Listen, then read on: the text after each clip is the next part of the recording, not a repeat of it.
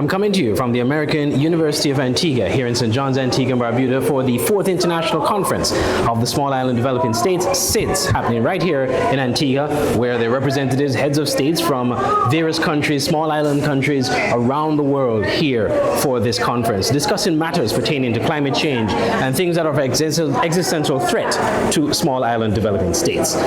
The Prime Minister of St. Kitts and Nevis is here. He's represented. He spoke at the plenary session, at the very opening plenary session, where he addressed a number of issues. For one, he outlined the challenges facing SIDS, such as adequate accessible capital, technology for democratization, for education and government, and a number of other things.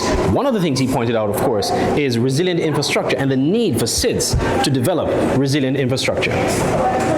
Many SIDS are water scarce, such as my country of St. Kitts and Nevis, which used to be water dependent, is now considered one of the most water scarce nations on earth. Yet, we are tourism destinations. We are food importers and need to boost our agricultural sectors for food and nutrition security. The Caribbean is projected to face a 10 to 20% decline in crop yields by 2050 due to climate change. We cannot have resilient health systems without resilient food systems. This is why CARICOM's 25 by 25 initiative is of such importance. And this is where we seek to decrease our import of food by 25% by the year 2025. The Prime Minister also highlighted the importance of finding a combined solution to climate change and the impact that climate change is having on small island developing states.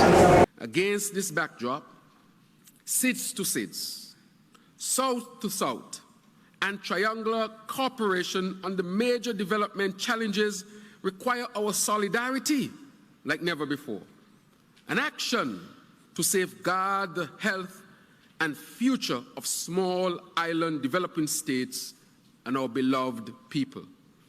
We, the children of the world's island nations, we have come together in pursuit of prosperity for SIDS. At this time in our history, at this conference, with so much at stake, we cannot allow it to escape us. So that's Prime Minister of St. Kitts and Nevis, Dr. Terrance Drew, speaking at the plenary session, the opening plenary session here at the SIDS conference in Antigua and Barbuda. There's a lot to cover here at the SIDS conference, which, by the way, runs until Friday, until the 31st of May. So a number of things, a number of sessions to attend. One of the things that will be at the center of the agenda is the Antigua and Barbuda Agenda for SIDS. That's the ABAS. That's a renewed declaration for resilient prosperity. That's one of the declarations that was agreed to and that will be discussed and reinforced here at SIDS. We had a press conference earlier as well where we spoke to the Minister, Mr. Chet Green of Antigua and Barbuda, on that document and what it entails and what it actually means for small island developing states. All that's coming up in subsequent reports here. But you stay tuned to SKN Newsline and TVC Channel 40 as we keep you updated as what's happening here at the SIDS conference in Antigua and Barbuda. Coming to you from Antigua and Barbuda for the International SIDS Conference, I'm Huie for SKN Newsline.